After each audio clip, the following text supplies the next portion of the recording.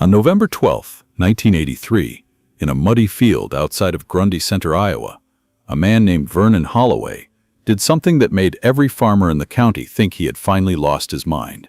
He spent his last $400 on a wooden crate that nobody would open.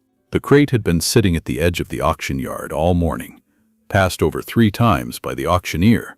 It was about 3 feet tall, maybe 2 feet wide, made of dark oak that had turned almost black with age. Metal bands wrapped around it, rusted the color of old blood, and on the front a padlock so corroded that 3 different men had tried to cut it off and failed. The chalk marking on the side was barely readable. CM 1933, keep. That was it.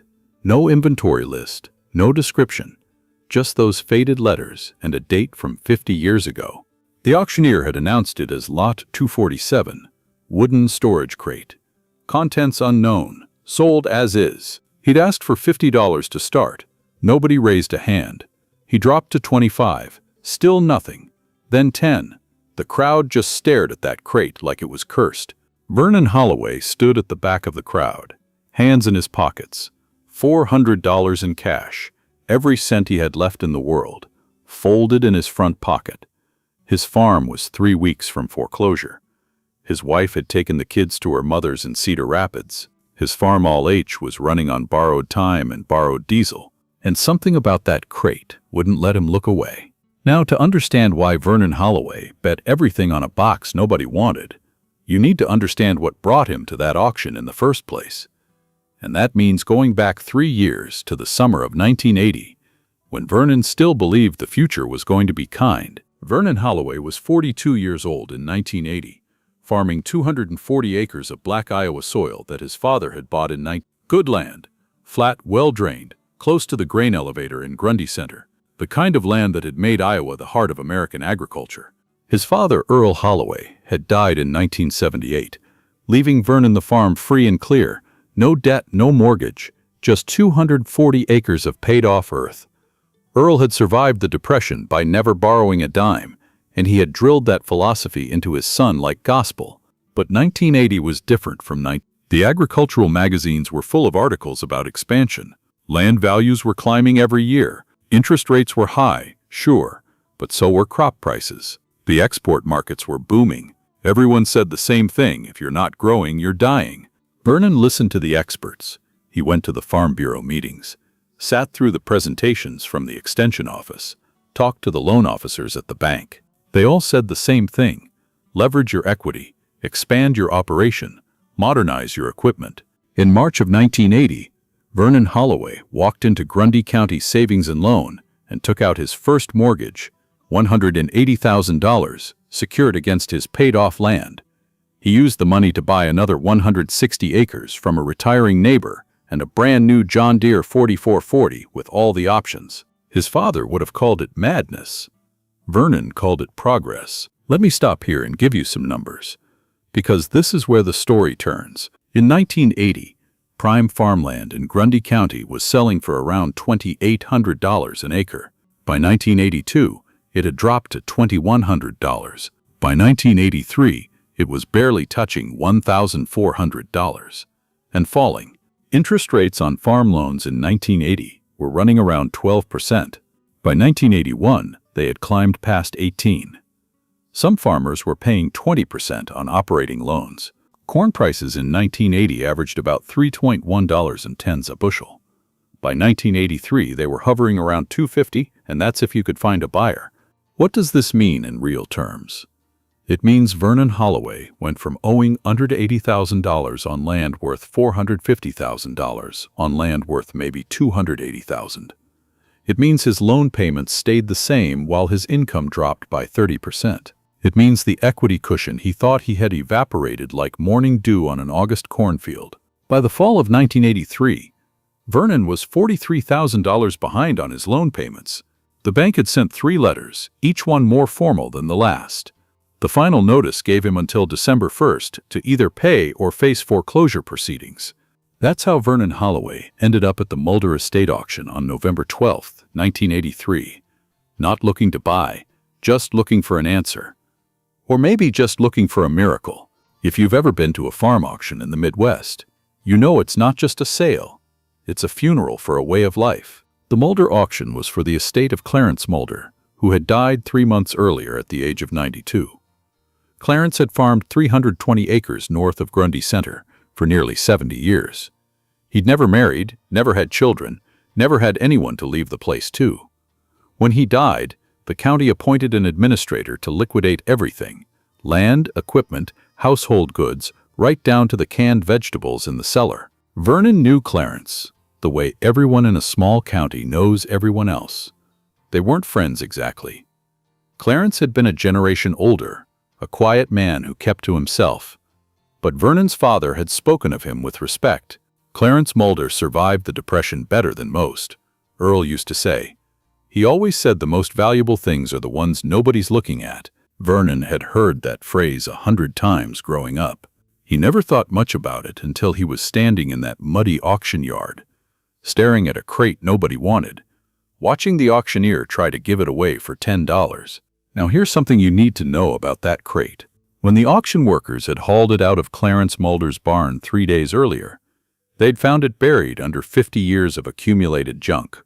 Old harnesses, broken tools, empty feed sacks. The crate was heavy, maybe 100 pounds, and when they moved it, something inside shifted and clanked, metal on metal. The administrator tried to open it. The lock wouldn't budge. They brought in a locksmith from Waterloo, who took one look at that rusted padlock and said he'd have to cut it, but cutting it might damage whatever was inside. The administrator decided to sell it, sealed. Let the buyer take the risk. The chalk marking on the side, CM 1933 keep, was in Clarence Mulder's handwriting. Everyone recognized it, but nobody knew what it meant or what Clarence had been keeping for 50 years. Most folks figured it was old tools, maybe some obsolete tractor parts. Nothing worth gambling on. But Vernon couldn't stop looking at that crate. He thought about what his father used to say.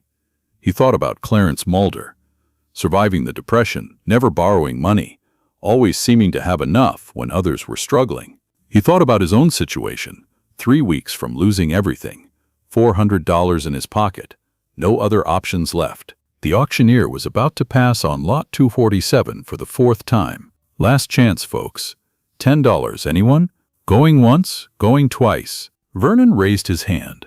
The auctioneer looked surprised. $10 from Vernon Holloway. Do I hear 15? Vernon's voice came out steady, though his heart was pounding. $400. The crowd went silent. Every head turned. Someone laughed, a short, sharp bark of disbelief. The auctioneer blinked. Did you say 400? $400, cash, right now. Vernon, you understand the contents are unknown? We can't guarantee. I understand. 400. The auctioneer looked at the crowd, looked at the crate, looked at Vernon. He shrugged. Sold. Lot 247 to Vernon Holloway for $400. And just like that, Vernon had spent his last cent on a mystery that might be worth nothing at all. Let me ask you something, and I want you to really think about this. Have you ever made a decision that everyone around you thought was crazy? A decision that made no logical sense, but something in your gut, something deeper than reason, told you it was right. Vernon Holloway couldn't explain why he bought that crate. Not to his wife when she called that night, crying, asking if he'd lost his mind. Not to his brother Richard, who drove over the next morning and stood in the barn doorway, shaking his head. Not even to himself, lying awake at 3 a.m., staring at the ceiling, wondering if he'd just thrown away his family's last hope. But he couldn't shake the feeling that this was supposed to happen, that something was waiting in that crate, something Clarence Mulder had put there 50 years ago, something meant to be found. If you've ever felt that kind of certainty, you know what I'm talking about. And if you haven't, well, maybe this story will help you understand. The crate sat in Vernon's barn for 3 days before he found the courage to open it. He tried the padlock again, but it was frozen solid. He considered cutting it, but something stopped him. That word chalked on the side. Keep felt like a warning, like whatever was inside deserved more respect than a hacksaw. On the 3rd morning, Vernon was sitting on an overturned bucket, drinking cold coffee and staring at the crate, when he noticed something he hadn't seen before. On the bottom edge, almost hidden by decades of grime, There was a small metal plate. He wiped it clean with his sleeve. The plate was engraved. Property of First National Bank, Waterloo. Safety deposit transfer container, UN17. Vernon felt his pulse quicken. This wasn't just a storage crate. It was a safety deposit transfer box, the kind banks used to transport valuables between branches back before armored trucks became common. Clarence Mulder must have bought it at some point, or maybe inherited it and repurposed it for his own use. But that raised a question. What was valuable enough to keep in a bank transfer box for 50 years? Vernon went to his father's old toolbox and found a set of lockpicks Earl had bought at an auction 30 years ago. You never know when you'll need to open something that doesn't want to be opened, Earl used to say. Vernon had never used them before. It took him almost 2 hours, working carefully, feeling the corroded tumblers grind against each other. His hands were shaking. Twice he almost gave up, but finally, with a sound like a bone breaking, the lock popped open. Vernon lifted the lid. The smell hit him first. Old paper, dried oil, something metallic. The inside of the crate was lined with oilcloth, now cracked and yellowed, and lying on top, covering whatever was beneath, was a piece of burlap with a note pinned to it. The note was written in Clarence Mulder's careful handwriting. The ink faded to brown. For whoever finds this, I put these things away in the bad times. Figured I might need them someday. Turns out I never did. Maybe you will. CM, November 9th. Vernon lifted the burlap. Beneath it was a layer of old tools, wrenches, pliers, a hand drill, the kind of things any farmer in the 1930s would have used. Good quality, but nothing special. Vernon felt his heart sink. Was this what he'd spent his last $400 on? Antique hand tools? He started removing them, one by one, setting them on the barn floor. The tools filled about half the crate. Beneath them was a layer of old newspapers from 1933, yellow and brittle, with headlines about bank failures and drought and Roosevelt's new farm programs. And beneath the newspapers, wrapped in another piece of oilcloth, was a metal box. It was about the size of a shoebox, made of heavy steel, with a simple latch. Vernon lifted it out. It was surprisingly heavy, and set it on his workbench. His hands were trembling as he opened it. Inside were documents, a thick stack of papers, some in folders, some loose, all of them old. Vernon picked up the top one and began to read. The first document was a certificate, heavy paper, ornate printing, official seals. At the top in bold letters, United States Treasury Bond, Series E, War Savings Bond. Vernon had seen savings bonds before. His father had bought a few during World War II, cashed them out in the 1960s. They were common enough. But then he looked at the face value. This bond wasn't for $25 or $50 or even $100. It was for $5,000, and it was dated November 9th. Vernon's hands went numb. He started going through the rest of the box, pulling out document after document. More bonds, 10 of them, each for $5,000. Stock certificates for companies he didn't recognize. A deed for mineral rights to a property in Texas. A passbook for a bank account in Chicago, with a balance of $12,000 from 9. And at the very bottom, a letter. The letter was addressed to Clarence Mulder, from a law firm in Des Moines, dated September 15th. Vernon read it 3 times before the words made sense. Dear Mr. Mulder, as per your instructions, we have completed the transfer of assets from your late uncle's estate. The total value at current market prices is approximately $147,000. Given the current banking instability, we recommend keeping these securities in a secure location rather than depositing them with any financial institution. Your uncle was a careful man who avoided the speculative excesses of the last decade. His caution has now become your gain. Please contact our office if you require any assistance with these assets. Respectfully yours, Harold Pemberton, is. Vernon sat down heavily on the nearest hay bale. His mind was spinning, trying to do the math. $50,000 in treasury bonds from 50 years of compound interest.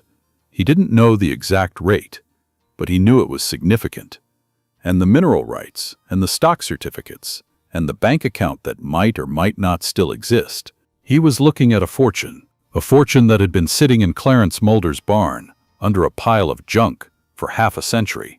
A fortune that Clarence had apparently inherited, hidden away during the worst of the Depression, and then, what? Forgotten about. Saved for a rainy day that never came? It didn't matter. What mattered was that Vernon Holloway, 3 weeks from foreclosure, had just bought it all for $400. Now, I need to stop here and tell you something important, because this story isn't as simple as broke farmer finds treasure.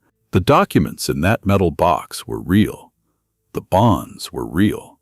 The stock certificates were real.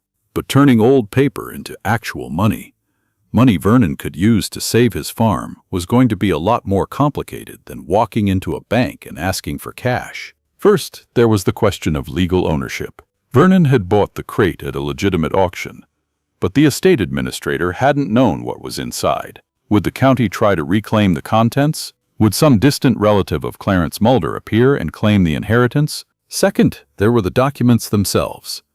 50-year-old treasury bonds had specific redemption procedures. The stock certificates were for companies that might not exist anymore, or might have merged, split, changed names a dozen times. The mineral rights deed needed to be verified with the land office in Texas. The Chicago bank account could have been closed decades ago. Third and most pressing, Vernon had exactly 21 days until his foreclosure hearing. Even if everything in that box was worth $1 million, it would take months to convert it to cash. Months he didn't have. Vernon spent the next day making phone calls. He called a lawyer in Waterloo, a man named Dennis McCarthy, who had helped his father with some land issues years ago. He called the county recorder's office. He called the Treasury Department's regional office in Chicago. He called 3 different banks trying to understand how to redeem 50-year-old savings bonds. The answers were complicated, but not hopeless. The lawyer, Dennis McCarthy, came out to the farm the next afternoon. He was a cautious man in his 60s, with wire-rimmed glasses and a habit of cleaning them while he thought. Vernon showed him the crate, the documents, the letter from McCarthy spent 2 hours going through everything, making notes, asking questions. When he was finished, he sat back and let out a long breath. "Vernon, I'm going to be honest with you. This is either the luckiest day of your life or a legal nightmare that'll take years to untangle. Probably both. Just tell me what it's worth," Vernon said. Ballpark. McCarthy cleaned his glasses. "The Treasury bonds alone, assuming they can be redeemed, and I think they can, are worth somewhere in the neighborhood of $200,000 to $250,000 today. Compound interest on $50,000 over 50 years adds up." Vernon felt the floor shift under his feet. "And the rest? The stock certificates I'd need to research. Some of these companies don't exist anymore, but that doesn't mean the stocks are worthless. They might have been absorbed into other companies. The mineral rights could be worth anything from nothing to a fortune, depending on what's under that land in Texas. The Chicago bank account is a long shot, but stranger things have survived." McCarthy put his glasses back on. "Conservatively, you're looking at $250,000, maybe more. But none of it is liquid. None of it is cash you can use next week. I have 3 weeks until foreclosure." "I know." McCarthy was quiet for a moment. "But here's the thing, Vernon. You don't need to cash these out to save your farm. You just need to prove they exist. You need to show the bank that you have assets, substantial assets, that can be used as collateral. That might be enough to get them to restructure your loan, or at least postpone the foreclosure while we sort out the paperwork." That afternoon, Vernon drove to Grundy County Savings and Loan with a cardboard box full of 50-year-old documents and a lawyer's letter explaining what they might be worth. The bank manager was a man named Roger Steinbach, who had personally signed Vernon's foreclosure notice. He was a tall man with a permanent frown and a reputation for treating delinquent farmers like criminals. He'd been Vernon's neighbor for 20 years, but that hadn't stopped him from sending the sheriff's notice. Roger looked at the documents. He looked at the lawyer's letter. He looked at Vernon like he was trying to decide whether this was a joke or a scam. "You're telling me you found $250,000 in a wooden crate at an auction. That's what I'm telling you. And you want me to postpone your foreclosure based on what? Old paper that might be worth something?" Vernon kept his voice steady. "I want you to give me 90 days to liquidate these assets. In 90 days, I'll pay off my entire loan principal, interest, penalties, everything, in cash. Roger Steinbach leaned back in his chair. He was quiet for a long time. Vernon, you know how many farmers have walked into this office in the last 2 years with stories about how they're going to turn things around. How many of them have sat right where you're sitting, promising that if I just give them a little more time. I'm not asking for hope. I'm showing you assets. You're showing me paper. Paper that's 50 years old. Paper that needs to be verified, authenticated, appraised, then verify it, authenticate it, appraise it. You've got 3 weeks. Use them. If it's worthless, you lose nothing. If it's real, you get your money. Roger looked at the documents again. He picked up one of the treasury bonds, held it up to the light, studied the seals and the signatures. 90 days, he said finally. Not a day more. And I want weekly updates from your lawyer on the redemption process. If I don't see real progress, the foreclosure goes forward. Vernon felt something loosen in his chest, something that had been wound tight for months. You'll see progress. I better. Roger set down the bond. And Vernon, if this turns out to be some kind of fraud, if these documents are fake, or if Clarence Mulder didn't actually own them, or if there's any legal issue with your claim, I will personally make sure you never own property in this county again. Understood. They shook hands across the desk. It wasn't friendly, but it was enough. Let me jump ahead now, because the next few months were mostly paperwork and phone calls and waiting, and nobody wants to hear about that. What matters is what happened and what it meant. The Treasury bonds were real. It took 6 weeks to verify them through the Bureau of Public Debt in Washington, but when the verification came back, the numbers were even better than McCarthy had estimated. $50,000 in 1933 Series E bonds, held for 50 years, had grown to just over $267,000. The stock certificates were more complicated.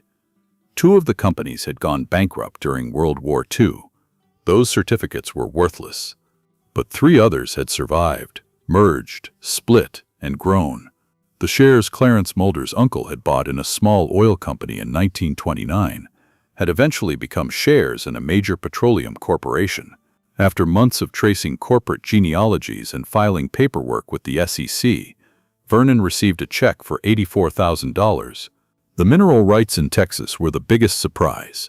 The land had been leased to a drilling company in 1957, and royalty payments had been accumulating in an escrow account for 26 years. Payments Clarence Mulder had apparently never known about or never bothered to collect. The total, minus legal fees and back taxes, $112,000. The Chicago bank account no longer existed. That was the one disappointment. But by May of 1984, 6 months after Vernon Holloway had bet his last $400 on a crate nobody wanted, he had converted Clarence Mulder's forgotten fortune into cash. $463,000 after taxes and legal fees. He paid off his farm loan in full, the original $180,000 plus interest and penalties. He paid off the new John Deere 4440 that had been part of his mistake. He paid Dennis McCarthy's legal fees, which were substantial but fair. And then he did something that surprised everyone who knew him. Vernon Holloway drove to the Grundy County Savings and Loan, walked into Roger Steinbach's office, and asked for another meeting. But this time he wasn't there to beg for more time. He was there to buy the farm next door. The Hendricks place, 180 acres east of Vernon's property, had been foreclosed 3 months earlier. The bank was holding it, trying to find a buyer in a market where nobody was buying. The land that had sold for $2,800 an acre in 1980 was now valued at barely $12,000. Vernon offered $1,000 an acre, cash, no contingencies. Roger Steinbach accepted before he finished the sentence. But Vernon wasn't done. He called Tom Hendricks, the man who had lost that land, who was living with his brother in Cedar Falls, trying to figure out what to do with the rest of his life, and made him an offer. I'll lease you the land, Vernon said. $1 an acre per year. You farm it like it's yours. When you're back on your feet, when prices recover, I'll sell it back to you for what I paid. No interest, no profit, just what I paid. Tom Hendricks was silent on the phone for a long time. When he spoke, his voice was thick. Why would you do that?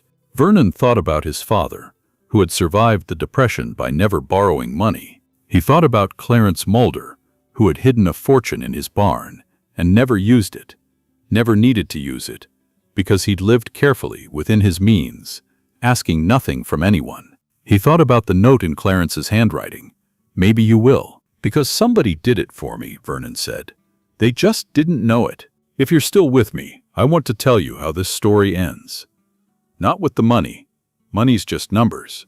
But with what the money made possible, and what it taught Vernon Holloway about the difference between luck and wisdom." By 1990, the farm crisis had eased. Land values were climbing again, slowly. Crop prices had stabilized. The farmers who had survived, and there were far fewer of them than there had been in 1980, were starting to breathe again. Vernon Holloway had expanded carefully during those years, buying 2 more foreclosed farms at the bottom of the market, always paying cash, never borrowing a dime. By 1990, he owned 780 acres free and clear, more land than his father had ever dreamed of. Tom Hendricks had bought back his 180 acres in 1988, just as Vernon had promised. He'd paid $1,000 an acre, exactly what Vernon had paid, and shaken Vernon's hand with tears in his eyes. "I don't know how to thank you," he'd said. Vernon had just shrugged. "Farm it well. That's thanks enough." But the thing Vernon thought about most, in the years that followed, wasn't the money or the land. It was that crate sitting in the auction yard, passed over 3 times, marked with faded chalk from 19. He thought about Clarence Mulder, 92 years old, dying alone in a farmhouse with a fortune hidden in his barn, a fortune he'd never touched, never needed, never told anyone about. Why? What had Clarence been waiting for? Vernon went to the County Historical Society and asked about Clarence Mulder. He talked to old-timers who remembered him. He pieced together a story that nobody had bothered to tell. Clarence Mulder had inherited that money in 1933, at the worst possible moment. Banks were failing. Farms were being foreclosed. Neighbors were losing everything. Clarence was 22 years old, suddenly rich, surrounded by desperate people, and he had made a choice. He didn't spend the money. He didn't invest it, or flaunt it, or use it to buy up his neighbor's land at pennies on the dollar, though he could have. He put it in a crate, wrote "Keep" on the side, and buried it under 50 years of accumulated junk. Why? Vernon found the answer in a letter Clarence had written to his lawyer in 1934, a copy of which was in the county records. The letter was brief. "Mr. Pemberton, I have decided not to touch my uncle's estate at this time. It feels wrong to prosper while my neighbors suffer. I will keep the documents safe and revisit this matter when times improve. If I die before then, let whoever finds them decide what to do." Clarence Mulder had lived his entire life as a moderately successful farmer. Comfortable but not wealthy. He could have been rich. He chose not to be. And when he died, childless and alone, he left that choice to whoever came next. Vernon thought about that a lot. He thought about what it meant to have money and not use it, to wait for when times improve and then keep waiting year after year until waiting became habit, and habit became a life. He thought about his own choice, standing in that muddy auction yard with $400 in his pocket. Everyone thought he was crazy. Maybe he was, but sometimes crazy is just another word for listening to something most people can't hear. Vernon Holloway is 83 years old now. He doesn't farm anymore. His son David runs the operation, all 780 acres of it, still debt-free, still using some of the same principles Earl Holloway taught Vernon 60 years ago. But there's a wooden crate in Vernon's barn. Not Clarence Mulder's crate. That one fell apart years ago. This is a new one, built by Vernon himself, with the same kind of steel bands and the same kind of padlock. Inside, there's a metal box, and inside the metal box, there are documents, treasury bonds, some stock certificates, a letter explaining where everything came from.